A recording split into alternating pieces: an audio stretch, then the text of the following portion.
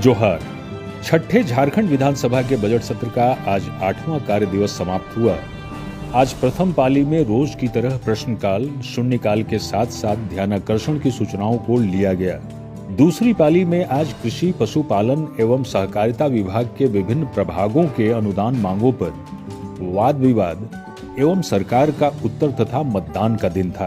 प्रश्नकाल के तहत आज प्रश्न वर्ग 4 में चयनित विभागों यानी महिला बाल विकास एवं सामाजिक सुरक्षा विभाग, खाद्य सार्वजनिक वितरण एवं उपभोक्ता मामले विभाग, अनुसूचित जाति, अनुसूचित जनजाति, अल्पसंख्यक एवं पिछड़ा वर्ग कल्याण विभाग, कृषि, पशुपालन एवं सहकारिता विभाग, जल संसाधन विभाग तथा ऊर्जा विभाग से संबंधित प्रश्न पूछे गए और उसका उत्तर संबंधित माननीय मंत्री से लिया गया। अल्पसूचित प्रश्नों के तहत कुल 14 प्रश्न और तारांकित प्रश्नों के तहत कुल 48 प्रश्न आज सूचीबद्ध थे, जिसमें से श्री सत्येंद्र नाथ तिवारी, श्री हेमलाल मुर्मू और श्री राजेश कच्छप को मिलाकर कुल 3 अल्पसूचित प्रश्न और अन्य 6 सदस्यों के 6 तारांकित प्रश्न सदन में उत्तरित हुए। इसमें मेन विषय था अध्यक्ष महोदय कि 18 से 50 वर्ष के महिला को महिला सम्मान योजना के तहत आच्छादित है 2500 मिल रहा है। मेरा कहना था कि जो सेविका हैं, सहायिका हैं, जो स्कूल में भोजन बनाती हैं महिलाएं, उनको 2000 मिलता है, स्वास्थ्य सहिया को 2000 मिलता है। उस पर मंत्री जी का उस दिन जवाब था कि 2000 मिलता है, ये 3000 प्रावधानिक है। ये प्रावधानिक कब से इम्प्लीमेंट होगा? और जो दिव्यांग हैं, विधवा महिलाएं हैं, उनको मिलता है 1000 रुपया। सपोज कोई महिला आज अगर महिला सम्मान योजना से आच्छादित है और उसका पति अगर एक्सपायर हो जाए तो क्या उसको 1000 कर देंगे? ये मतलब थोड़ा व्यवहारिक नहीं है अध्यक्ष महोदय। वृद्धावस्था पेंशन से या अन्य कोई पेंशन है उससे दिव्यांग से ऐसा कंपेरिजन है। इसीलिए हम चाहते हैं महोदय कि इसकी जो स्पेसिफिकेशन है, कंसेप्ट है अलग अलग, इसकी क्या कंसेप्ट है, उसकी क्या कंसेप्ट है, उस पर एक छोटी सी हम बात करना चाहेंगे। उसके बाद अगर विधायक जी अगर कोई राय देना चाहेंगे तो हम लोग उसको एक्सेप्ट करेंगे महोदय। कि इतने ही खाली कह दे कि वो 10 किलो धान जो कटौती करता है उस पर अपना ये विचार रखें, क्या कटौती न हो कि कटौती करना ही इनका अपना फैसला है। तो महोदय हम लोग ये निर्णय नहीं लेते हैं। भारत सरकार के द्वारा किए जाने वाले धन में नमी को अनुमानतः 17% निर्धारित किया जाता है महोदय। हम लोग मापदंड हम लगा दिए हैं, मशीन में लगाए और हम लोग एवरेज जांच करते हैं कि धान में क्या सॉफ्ट है, क्या नमी है। उसके बाद हम लोग तय करते हैं कि क्या करें नहीं करें महोदय। लेकिन फिर भी काफ़ी वरीय सदस्य हैं महोदय, हमारे गार्जियन स्वरूप हैं। मैंने इनके विचार को लिया है महोदय और हम सेंटर को पत्र लिखेंगे और इनकी मांग को जो है जल्द से जल्द पूरा करवाएंगे। और राज्य सरकार को इसमें से पहल करना चाहिए। और अभी वृद्धा का भी 80 या 84 साल शायद बोल रहे थे मंत्री जी, तो मैं थोड़ा सा कंफ्यूज हो गया कि भाई वृद्ध का आयु हमने क्या है सरकार की ओर से, ये भी उनको बतानी चाहिए कि भाई वृद्ध हम किसको माने। तो मैं इस संदर्भ में कहना चाहता हूँ कि केंद्र हो या राज्य हो, वो अपने संसाधनों के अनुसार योजना बनाती है। शून्यकाल के तहत आज शून्यकाल की कुल 20 सूचनाओं को सदन में पढ़ा गया। अब शून्यकाल की सूचना। अतः शिव पहाड़ी गुफा मंदिर भवनाथपुर को पर्यटक स्थल का दर्जा देते हुए इसके सौंदर्यीकरण कार्य की मांग सदन के माध्यम से, सरकार के माध्यम से करता हूँ। अतः आसन के माध्यम से उक्त वर्णित क्षेत्रों को प्रखंड बनाने की मांग सरकार से करता हूँ।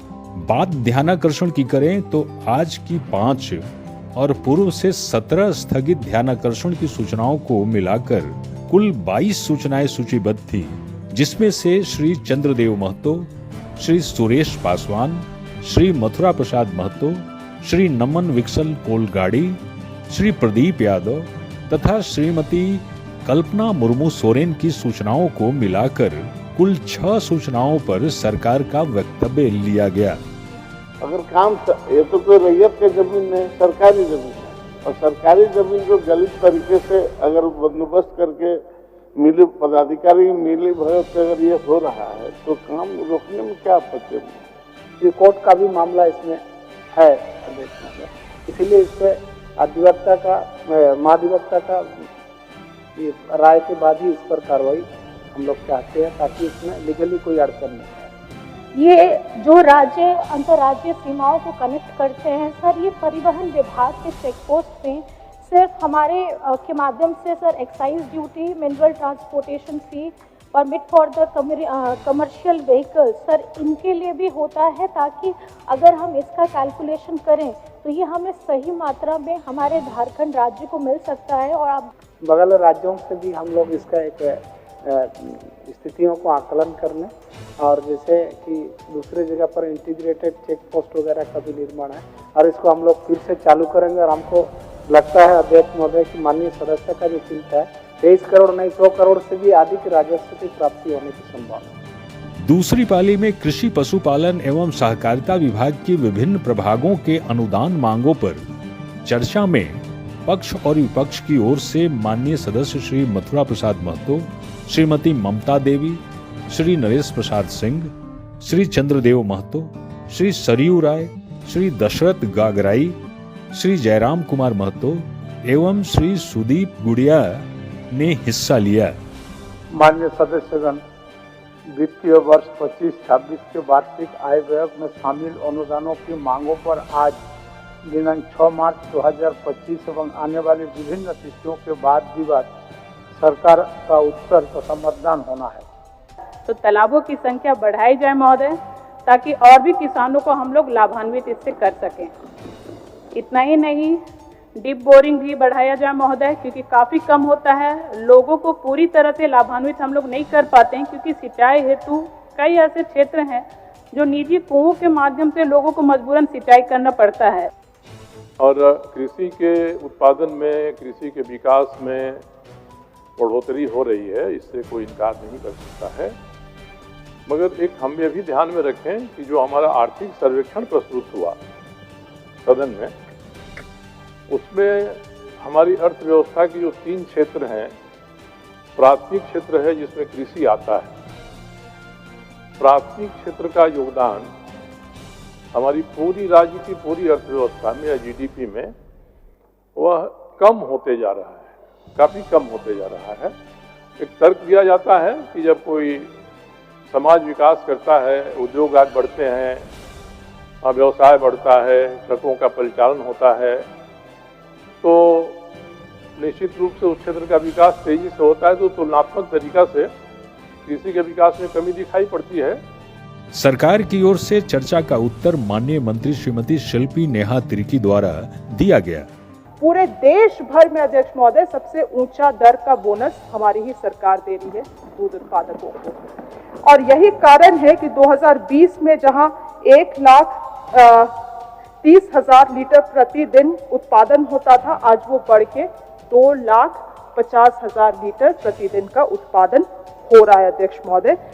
सरकार के उत्तर के बाद सदन द्वारा अनुदान मांगों की स्वीकृति प्रदान की गई।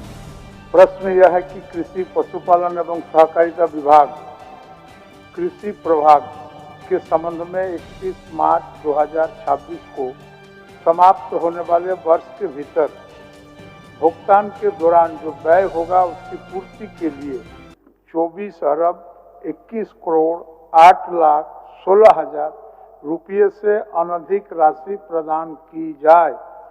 जो इस प्रस्ताव के पक्ष में है वह हाँ कहें, जो इस प्रस्ताव के विपक्ष में है वह ना कहें।